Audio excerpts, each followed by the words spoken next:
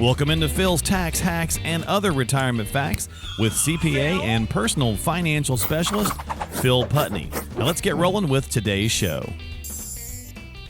Hey everybody, welcome into Phil's Tax Hacks and Other Retirement Facts. Once again, Phil and I here to chat with you guys about financial stuff.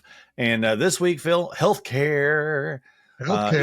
Yeah, we got to talk about it, right? Some strategic planning. I can't say that today for some reason. For retiree healthcare, look, I mean, it is what it is, right? It costs more than ever. It's going up, and there's just a lot of things we got to, be aware of, especially, as we're aging, all these different things are just continuing to happen to us. So we got to focus on some of these critical aspects of it, because this is the one that most people will avoid. Let's be honest, long-term care and healthcare in general. It's funny, like we all are really worried about it. Talk about it. We're all worried about it, but yet we don't want to touch it very much because it just winds up. There's the mortality side of things, and no one likes to think about that, but it's also pretty expensive. It can be pretty daunting. So, and for retirees, it's a whole different game, and how it works versus somebody that's employed. I mean, you're I don't want to say stuck, but here's your options, right? Whatever the company offers, if they have exactly any benefits anymore, or true. You're in the marketplace. I mean, it's not as you don't have as many options. So you've got to make sure you understand the options and then plan for that and how that's going to look as you get into retirement. So stick with us. We're going to break this down a little bit, folks. We're going to go through some things here for retirees and probably pre-retirees as well, as usual. So speaking of how prepared is the average pre-retiree for handling, Phil, the healthcare costs that they'll face in retirement? So somebody comes in to see you for the first time, how fixed are they in this arena? I mean, most people don't even think about it, right? I mean, they're only thinking of, I'm making X amount a year. This is what I need to make in retirement, which, I mean, that's a good starting point. How, what is that target for your lifestyle in retirement? But part of that, using the B word, the budget, the expense, right, is, let's break out healthcare, so we always have healthcare as a separate line item in our planning for a couple of reasons. Number one, it changes at various stages, so somebody retiring pre-65. Well, that early pre-Medicare is going to be pretty costly, or can be, depending on your options for healthcare. So understand what that looks like. You might have a lot more expenses early on in retirement if you're retiring before Medicare. And like with gaps in the planning, so is there more likely there?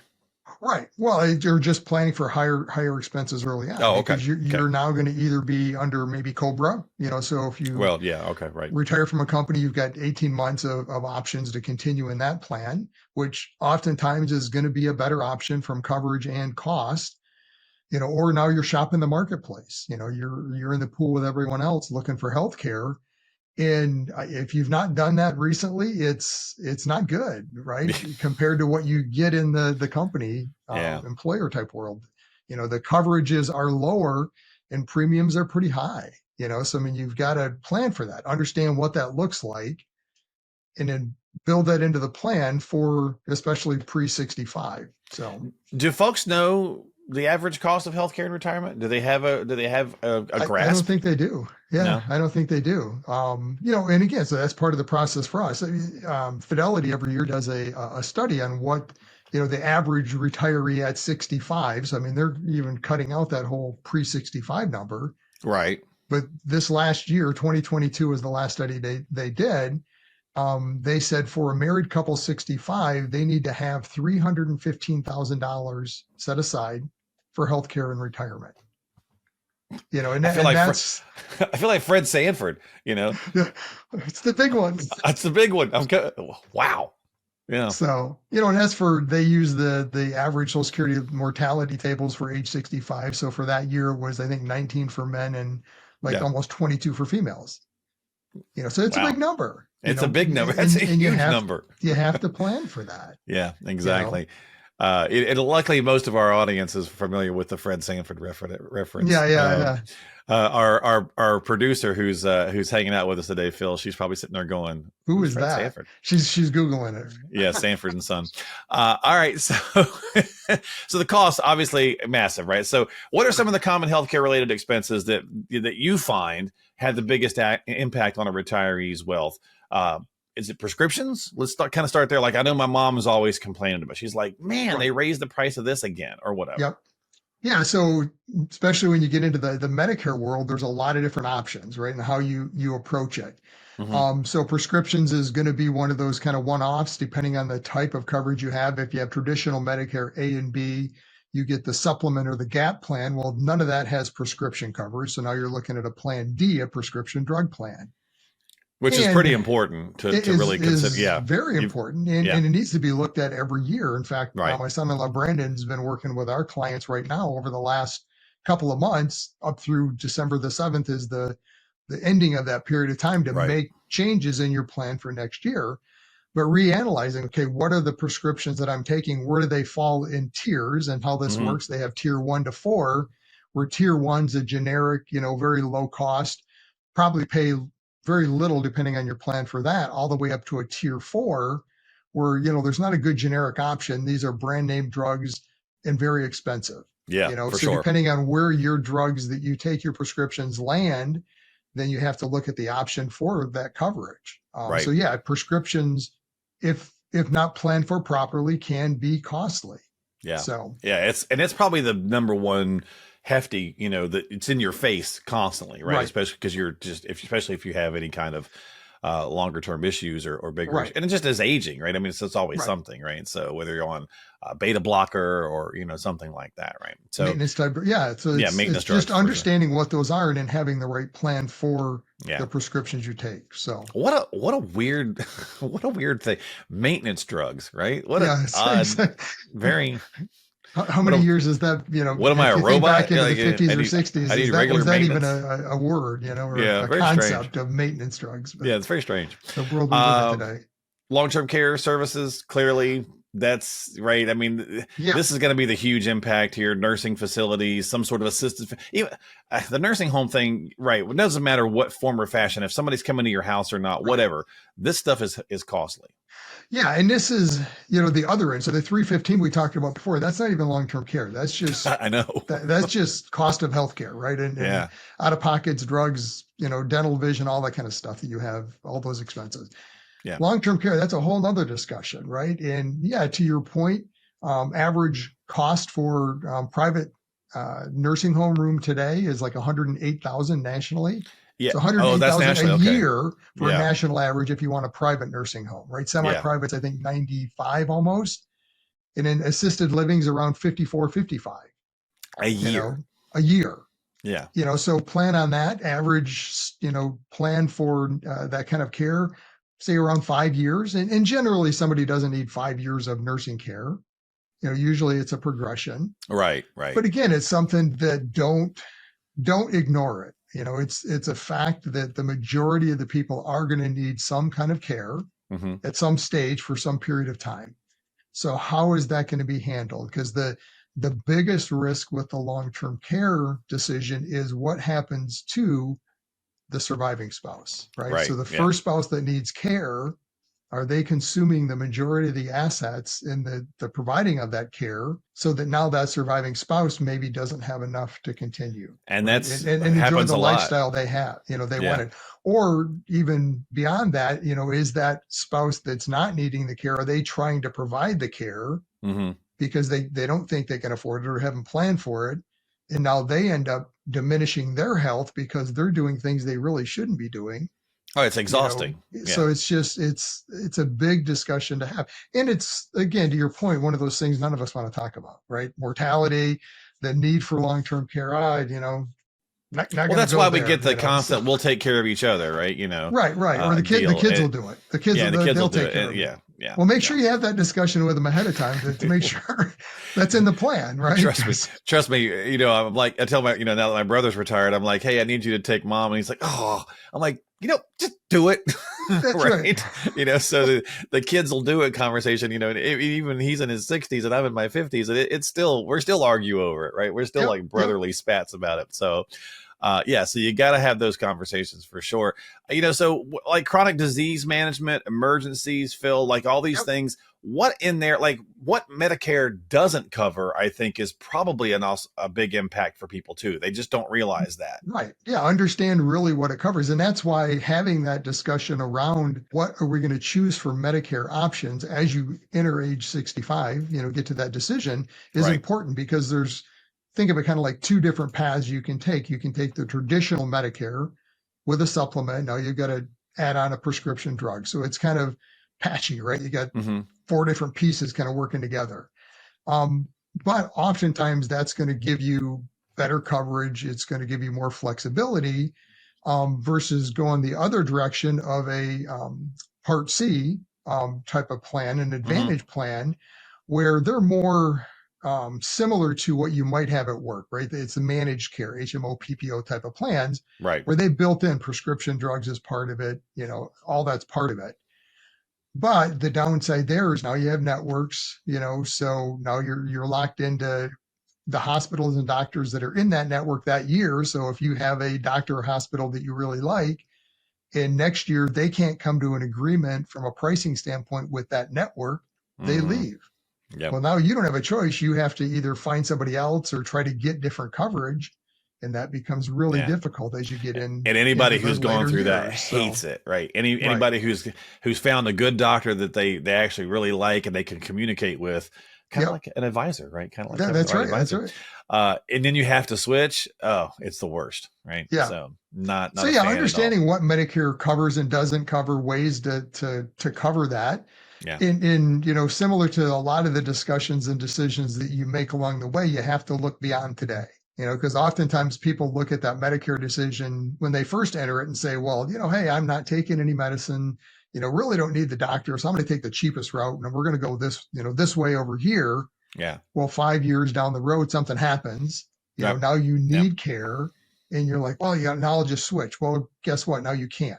Right. Oh, yeah. So you've lost some options because you don't have the ability to just switch without medical underwriting at some point. Yep. Now you're stuck. So you've got to be very conscious of, okay, what does my decision today look like 5-10 years down the road if I do need care? Yeah, playing that dangerous game. My brother does that. Unfortunately, he's 65 and he's never had really anything wrong with him, and so he goes with the cheapest options and everything because he's like, I'm always fine. It's like, well, you've been super lucky. At some point, you may not be, and then that's right. That's right. I can't get it through his head. So, what's your general advice, Phil, on long-term care insurance? Since we were just kind of talking about that, because the first thing people think of is, man, it's crazy expensive. Yeah, pros and cons. It's definitely expensive. And it's like any insurance. You don't want to be insurance poor. The plan has to work first for you guys to retire and enjoy retirement. Right. Have the long-term care discussion to see, okay, what are some options to cover that expense? If there is truly going to be a shortfall, if either spouse needs it, go into that with that understanding to say, okay, well, here's the options. We can buy long-term care, but then that might mean now we're going to have to pare back on some of the other plans in retirement to help cover this, need that maybe is never there. It's just like home or auto insurance, right? It's part of your budget. You pay it. You hope you never need it, but you don't want to not have it because, if it's the house, you probably don't have a choice if you have a mortgage. You don't have a choice if you have a mortgage, but even if you didn't, you probably you're not supposed to have a choice because you're not supposed to have a choice for your car either, but Well, yeah, But they also force you to have like no fault insurance or whatever, so that if somebody else doesn't have it, that you're it's a big weird thing. So just go into it with the understanding of what it looks like, and there's a lot of different options around it. It's not just the old traditional long-term care anymore. Well, I was going to say, what are some alternatives? Are there some alternatives out there, or some other things that people can look at or think about? Sure. Yeah. So traditionally, long-term care was much like home or auto, right? It was once you had it, right, it's guaranteed. They're not going to take it away, but the differences with it is that it's what's called annually renewable. So you don't know what the premium is going to be next year or the year after or 5 or 10 years down the road. And that's the biggest risk with traditional long-term care is, well, today I get into, it's really inexpensive, but 5-10 years, the closer you get to that need, cost goes up, right? I mean, it's just Right. the insurance company knows this is how the plan works. So understand what that looks like. And what if you never need it? You spent all this money and you didn't need it. Yeah. So another option is asset-based care, which is definitely something to consider because it's life insurance at its core, typically. So there's always going to be a death benefit with those type of plans and oftentimes that death benefit is equal to the premium or thereabouts. So somebody at some point gets a benefit back, but then there's a multiple of that benefit if there's a need for care. So with that being asset based, what's that based on? Your total assets, home? No, it's asset based in that it's an asset, a cash value life policy. Okay. Is the concept. Yeah, so Not it's your not based personal on your assets. assets. No, Gotcha. no. Okay. Yeah. No, it's just rather than just be think of it like in the life insurance world, kind of the same concept. A term insurance, that's just pure insurance. Right. Traditional long-term care is just pure insurance, versus like a cash value policy, a whole life, universal life. Those have cash value. That's what the asset-based care is it has a value. It's an asset that then there's a long-term care multiple on top of that. So, and that's, Gotcha. a big discussion trying to fit into a couple of minutes. So there's a lot of fine tunes and tweaks to look at that. But those are kind of the two different worlds of coverage for long-term care, traditional versus asset-based, understand how they work. And I mean, frankly, the other option is looking at the house, right? Because that's immediately what I thought of when you first mentioned that, right? Because I was thinking almost like the reverse mortgage, concept, but that's the other thing too. So I mean, if in your plan it just doesn't work to fund truly long-term care with traditional asset-based, whatever makes sense for you, right? Then maybe the house, right? Because typically you shouldn't be planning on spending the house in retirement. I mean, if you're doing that, then that's a whole nother discussion. But there should be the house left at some point. So oftentimes people will look at that and say, well, hey, I mean, if we get to that stage, if the one spouse needs care, we spend a lot of the assets. Now the surviving spouse doesn't have enough. The house is still there. Hopefully by then it's paid off. So you can sell it. You can do a reverse mortgage, and the reverse mortgage is one of those things that has a really bad name for a good reason. I mean, they were terrible products back in the day when they first came out. Yeah. They've definitely gotten better. Completely revamped, and it's something to understand, as an option. So again, there are options around how do you approach long-term care. So don't avoid the discussion just because it's like, oh, I can't afford it. It's too expensive. Right. I'm going to go there. Which is where most people go. Yeah. Definitely. Understand the options and then have a plan to what this might look like. So. Okay. So let me kind of wrap it up with this, Phil. So when you're putting strategies in place together, how do you account for healthcare costs, right? I mean, I think the fundamental concept is we all probably agree that prices continue to go up, right? So there's, with that in mind, and we hear things like, well, it outpaces normal inflation, right? Healthcare costs outpace. So do you kind of assign percentages when you're building plans to kind of go with that? Like if you're trying to build your financial plan and let's say at 3.5% to keep up with inflation, do you do the same for healthcare, or does that go to like 5%, or how does that look? Yeah. So remember in the beginning we were talking, or maybe it was the last podcast, we were talking about when we're building that retirement budget out or expense need out, we break out the healthcare component for a couple of reasons. Number one, it changes throughout stages. So if you retire pre-65, that's going to be a lot bigger number than what it could be at 65. The other reason that we break it out that way is for the point that you just mentioned is inflation. Historically, and it continues on, the cost of healthcare, whether it's insurance premiums or just the cost of actual care, exceeds inflation, traditional inflation. So if you're using a 3, we use 5 or 5.5 for cost of medical, just to make sure we're building in that piece of the retirement budget has a higher cost of living. So you need your assets generating right. more so than that again, or more. This is the need. Now you've got to figure out how am I going to satisfy that need. So, and then the other piece is we're actually building into the plan to say, okay, somebody going at 65 for Medicare, we're putting in the plan the cost of the best plan at that point. So we would go in with, we're going to take traditional Medicare and go with a plan, let's call it our plan G today, which if you did that from the medical side, doesn't count prescriptions, you're not going to have any out of pocket that Medicare wouldn't cover, because that's all covered under Plan G, other than it's a little over like $230 deductible, right? So higher premium, but still you might not be as high as you may think, but you're covered now. So again, it's one of those things, build in the kind of the worst case up front to make it work better long term. Yeah. Well, and of course, when sitting down and working with a financial pro, right, they're not working with one. Let me back this up. So not working with one, we're just thinking about the basics of, you're talking to your spouse and you're just saying, hey, this is what we need to get by. This is where we're at now. This is what we've got building, and we don't think about all these extra pieces, Phil, because it's a lot. Like we're sitting here talking about it and there's just a ton of stuff and we barely scratched the surface in 20 minutes, so it gets daunting, which I think is the other piece, the mortality piece of the conversation.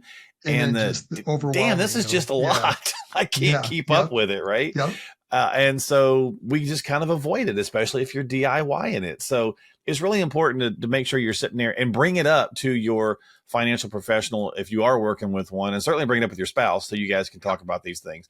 But then definitely bring it up with them. And if they're not talking with you about it, then, maybe it's time to look at another situation, because you might be just doing that broker kind of thing where they're just really helping you grow the money versus what are you going to do with all the different pieces of it. Right. Yeah. Because it's, to your point, and we've talked about this many times too, is that transition of, it's a different strategy when you're saving for retirement. It's pretty easy, right? It's only, where do I put the money, how much, and, kind of that long-term picture.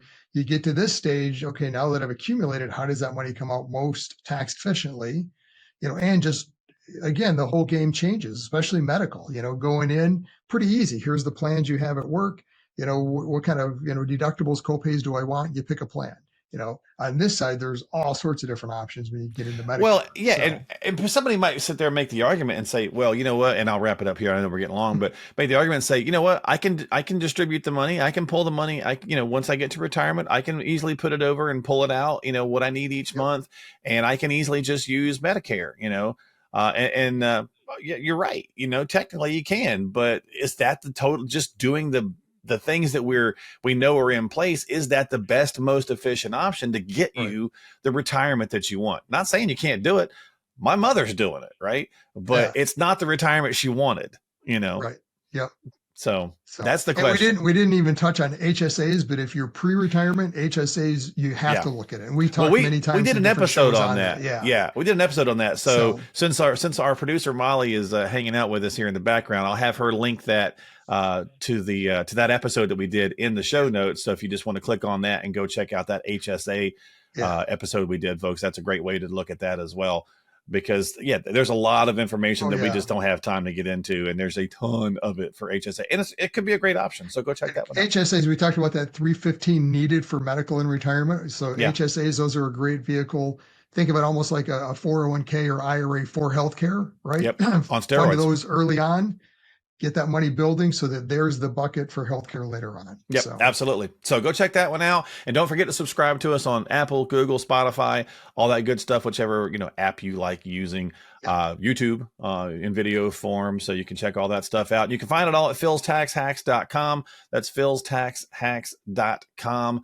And don't forget, again, to subscribe to us. Or if you got some questions, you need some help, please give Phil a call or call a financial professional, someone who definitely has had experience doing all this kind of stuff. There's a lot going on in there. So reach out to him, give him a call, 248-888-7530. Before you take any action, you should always talk with a financial pro before you do anything from any show you hear, ours or any others, right? So 248-888-7530. We're going to get out of here. Phil, thanks for hanging out, buddy. As always, I'll see you next week right here. Take care.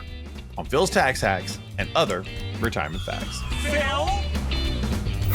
Investment advisory services offered through AFS Wealth Management. The content of this program is provided for informational purposes only and is not a solicitation or recommendation of any investment strategy. Investments and/or investment strategies involve risk, including the possible loss of principal. There is no assurance that any investment strategy will achieve its objectives.